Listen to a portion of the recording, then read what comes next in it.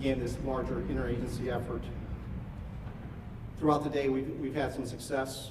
The first of the 2 engines was removed at about 10 o'clock this morning. Shortly after that, about noon, we had the fuselage out of the water. And then about 2:30 this afternoon, we began our salvage operations to begin to bring the wing out of the water. Those are our goals for today.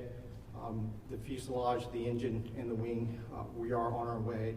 Right now, we anticipate that most of those items will end up on the barge, like we talked about last night, stay overnight in a secured and covered condition until we can make our way to a transport point tomorrow morning. A lot of our operations tomorrow will be dictated by tidal conditions. The barge that we're using has a shallow draft.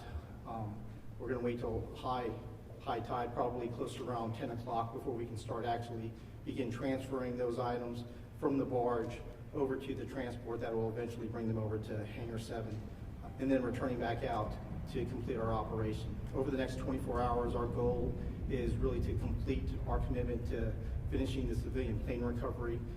Tomorrow, our goal is going to be the cockpit. That goal may be impacted tomorrow by a couple of environmental conditions, notably the wind, but we're going to stay conscious of kind of where those gusts and sustained winds are, and we'll make sure that we're communicating that effectively. We're still committed to our dedicated plan of making sure that we plan, prep, assess before we execute. We're really thankful for all the cooperation that we've had so far from the Unified Command. Thank you very much, and I'll be standing by for additional questions, and I'll be followed by Assistant Chief Steen. Good afternoon. I'm Assistant Fire Chief Gary Steen. I would like to thank the U.S. Army Corps of Engineers, Colonel Para, and all of our other partners that have been out through this process. We'd like to now provide an update on the recovery of operations. Throughout the day, our police and fire crews, along with regional partners, have been working closely with the U.S. Army Corps of Engineers on recovery and salvage operations. As of this update, we have positively identified 55 sets of remains. During recovery and salvage operations today, additional human remains were located. These remains, as well as remains that have been recovered previously, are in the process of being positively identified by the Office of the Chief Medical Examiner of the District of Columbia. All those involved with these efforts continue to work diligently at several sites. At this point, we will now take questions. Yeah. Yes, sir. You said more remains of folks who died were found today. You said more remains of folks who passed away were found today. Do you have an updated number on how many of the 67 have now been found? No, we're still at 55 positively identified. Yes, sir. Question for Colonel Ott, if I may, sir. We talked yesterday, you said these were experienced pilots, they knew this airspace. Is there any reason why Army helicopters would be flying above that 200-foot line as it appears in this case? Yeah, so I think it's important for us to not speculate, because there are all kinds of reasons that you could deviate from an altitude. You know, something as simple as a flock of birds is in front of you, or you may deviate if you see something that's an obstacle or other threat to your flight. And so I would wait and caution everybody, let's just wait until the NTSB investigation. I know we all want answers. We want to know also, but all that should come out, and we should have a better picture once the cockpit data, recorders, and that are analyzed. Yep. Yes, sir. Question for you. Skyler, CBS News. I know you were talking about the timeline for the salvage operation. Are you still on track with that, given the success today? I know you said that there could potentially be some challenges tomorrow. Could that delay things? Or? Yeah, so the question is about whether or not we're concerned about the timeline being delayed for our salvage operations. We do believe that we're on track. I think we were very successful today. Every day we set a goal for what we're trying to accomplish.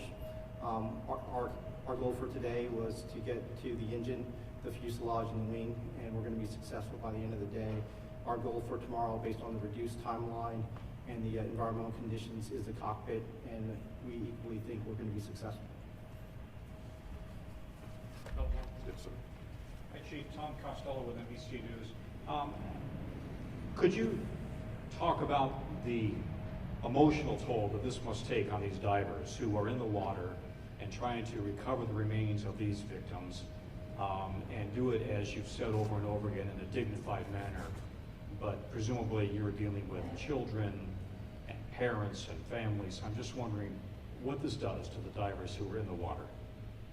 So the question was about the emotional toll that this takes on the divers and first responders, and even on all of our other partners, right? So this is tragic, right? And we've had peer support in place since the first hours of the incident to help provide that additional help that they need, and we will continue with that throughout the rest of their careers if necessary to provide them that support. But I mean, it is tragic, and everything imaginable that you can think of, right? That is what they're dealing with day in and day out, and we're going to continue to provide support to them. Yes, sir. Can you describe how you came up with this plan to strategically take out each of those elements that you just described? Yeah, so the process that we do, and this is typical for most salvage operations, is to ensure that you understand the environment. So there is a series of iterative events that kind of inform the dive and salvage process. First, like we said, is a wide area scan that gets us down to a localized area. Once we get to that localized area and we're at the wreckage, there's a dive survey that really kind of informs the conditions at that point, and we have to understand the structure to inform the next part, which is the salvage plan. The salvage plan is really the execution of kind of how we're going to lift that day. Now, the only change to any of that is the process that we're doing that addresses the human remains that we talked about before. And we work that in painstaking detail with the entire interagency, and as well as all of our partners within the Unified Command. And we think we've got a great, solid plan that we've executed on a number of occasions now successfully as far as the dignified recovery of those remains. Yes, ma'am. Yes, in previous briefings, it was said that in order to recover the rest of the victims, it would require the removal of the wreckage. Is it still believed that the remaining remains, the remaining bodies, are within the wreckage at this point? I believe that is accurate, yes. Yes, ma'am, right here. Similar question. Okay. Anyone? All right, thank you, everybody. Thank you.